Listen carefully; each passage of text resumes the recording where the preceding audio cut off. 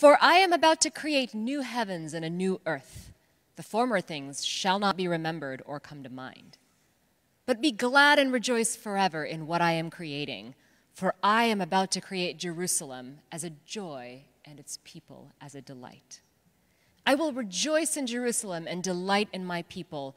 No more shall the sound of weeping be heard or the cry of distress. No more shall there be an infant who lives but a few days, or an old person who does not live out a lifetime. For one who dies as 100 will be considered a youth, and one who falls short of 100 will be considered accursed. They shall build houses and inhabit them. They shall plant vineyards and eat their fruit. They shall not build and another inhabit. They shall not plant and another eat. For like the days of a tree shall the days of my people be, and the chosen shall long enjoy the work of their hands. They shall not labor in vain or bear children for calamity, for they shall be offspring blessed by the Lord, and their descendants as well. I'm not going to preach the whole sermon today. I'm going to introduce the real preachers today. And by way of introduction, I'll start with what is CLUE, C-L-U-E, as Jerry mentioned. It is Clergy and Laity United for Economic Justice. It's an organization founded about 25 years ago by church leaders, principally Reverend James Lawson, who got together from various faith traditions, Jewish, Muslim, Christian, Christians of various denominations. And all of those who seek concern for doing justice, whose faith commitment includes the idea that there needs to be a fair and equitable distribution of the goods and services produced in a culture and society. And the observation that what was going on then and what's going on now is not fair and just. And so of our faith commitment, we want to move things toward justice and fairness. Secondly, I'm going to introduce my friend Adam Overton. And there are three important things to know about Adam. First of all, he is a gentleman, and I mean a gentle man, and he radiates gentleness. He is an organizer at CLUE, and that's his professional work. And he does it in such a gentle way. The second thing to know about Adam is that he works. He is a very hard worker in doing that communication that pulls together people from various faith backgrounds, reminds them what's coming up, what's involved, what's happening at the unions, what's happening in relationship with them. He works very hard. The third thing to know about my friend Adam is that he is modest and humble. And I want to remind you, Adam, about that church back east that gave an award to a lady in the church for her humility, but then they had to take it back because she accepted.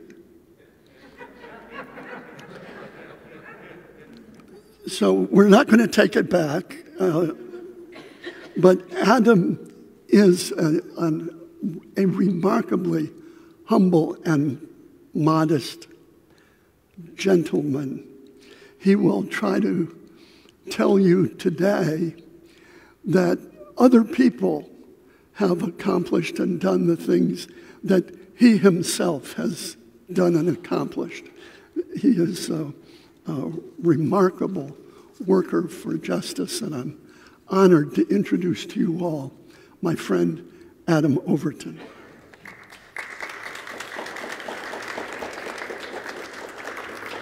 Good morning. As the gentleman, Reverend Ken just mentioned, my name's Adam Overton. I'm an organizer with CLU, Clergy and Lady United for Economic Justice here in Orange County. And what a privilege and honor it is to be able to spend this Labor Day weekend with y'all in this incredible air conditioning. And in the presence of God. And we are here to remind folks that every day is Labor Day. Every day is Labor Day. If everybody can think just for a moment about the chairs y'all are sitting in, the cushions, the room, the dome, the air conditioning, all of those were made by beautiful people, people with the spark of life, the spark of the universe in their soul, equal in each of us. And yet, the chairs that you're sitting in, the cars that you'll be riding back in, many of these things were likely had some workers who that was their second or third job to assemble those. Or some of those workers may have been actually sleeping in their car or on a friend's couch while assembling those things. Or perhaps they had been rationing their food and eating every other day in order to pay for their insulin or a family member's costs. So we have to remember that this weekend, Labor Day, this is to dedicate ourselves again to celebrate Labor Day every day during the year and to be angry about it. So Labor Day is both a celebration, si se puede, and it is our chance to be angry. And I've been called many names, but I've never been, this is a new one, to be called a gentleman. But I appreciate it. One of my favorite songs, y'all probably recognize, it talks about being gentle, angry people. Maybe you'll recognize, I'll just sing the first two lines. We are gentle, angry people, and we're singing for our lives. We are gentle, angry people, and we're singing for our lives. So we're encouraging you today to be gentle in the sense of nonviolent, but to be fierce and angry in the sense that this is not the world that God intended for us and for our friends in the labor movement who labor for us, that this is not the right way. And you're going to hear today that we have an incredible, transformative opportunity here in Irvine this month, September 2022, could be a transformative day for people who serve us in the hospitality industry. And you're going to hear straight from some amazing hospitality workers about what that is and what's at stake. So I'm going to hand it over to my brother Antonio and my sister Marbella. Thank you. Good morning, everybody. My name is Antonio. I work in the hotel company. I work for Marriott specifically, but I'm not here just to talk about my story. I'm here to represent and be the voice of the housekeeping ladies. I work in another department. Like I said, it's not my story, but their story is really powerful. Unfortunately, since the pandemic, all the managements, not only on my company, but in every hotel around, they take advantage of these ladies. The workload that they have to do every day is tremendous. Pandemic, of course, has changed everything. Like the guests when they leave, that's the time that when these ladies have to go through and clean the rooms. And it's really messy, and it takes time, and they're not allowed to take overtime. Besides, they cut personnel, there is less people working, and on top of that, like I say, they're not allowed to be on overtime. One of my personal friends who works in housekeeping, she always told me at the time that she saw her supervisor, she always has like a tingle in their eyes, start blinking, And I was like, what is that for? Because I get nervous because she's like really pushing me. And I just feel like if she's around me, I just don't feel comfortable. Just the way that the management, of course, told them to be on time to do the work. I'm here because also from my city that I came from, I had a lot of support from my co-workers from this Irvine city. I also get the support from them. And when we get together, we can accomplish things together. When we accomplish all things together, we create a movement, not only at this time for Irvine, but when it's happening in Irvine and it gets done in Irvine, it can be moved and transferred to the place that I work and live. I work and live in Dana Point, as well close to Laguna Beach, and we are in the same process and the same movement. So we are here for you to ask you for your support, and thank you so much for your time.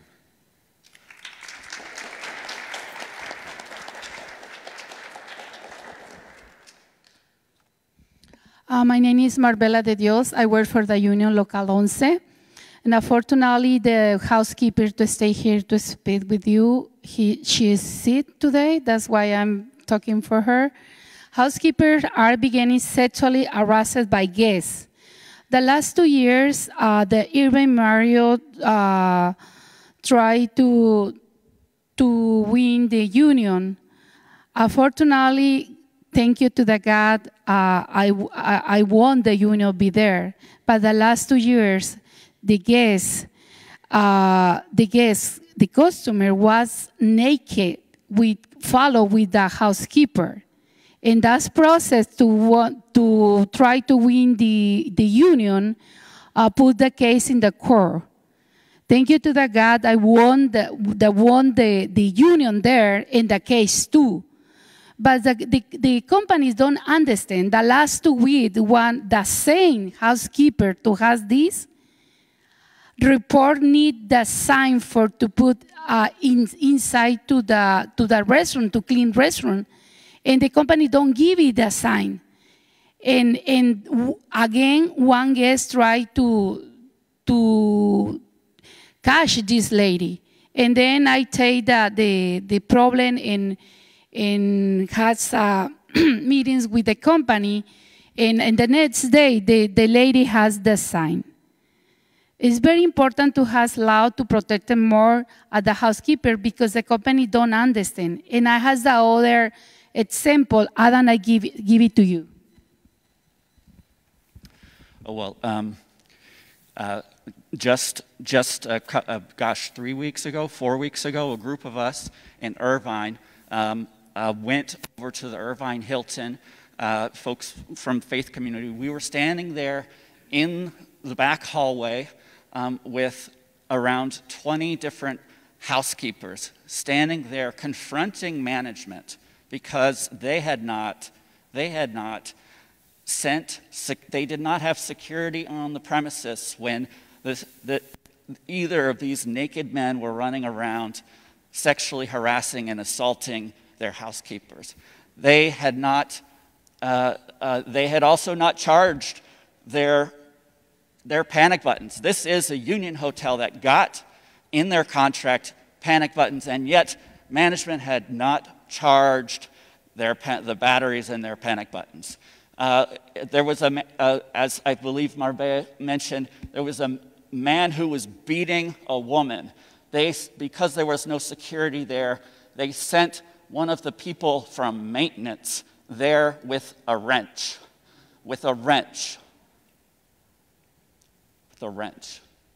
This is part of what this ordinance that we're about to tell you about is going to change. We need a law in Irvine to protect housekeepers and require a safe work life. This law has already been passed in many cities such as LA, Santa Monica, and Long Beach. Please attend an Irvine City Council at the City Hall on Tuesday, September 13, September 27, and make public comments demanding a housekeeper protection law. You can attend in person or by Zoom. See the City of Irvine website for soon information. Thank you so much for your support, because I see faces in here support when I start to want the union in Irvine. Thank you so much for listening, and God bless you.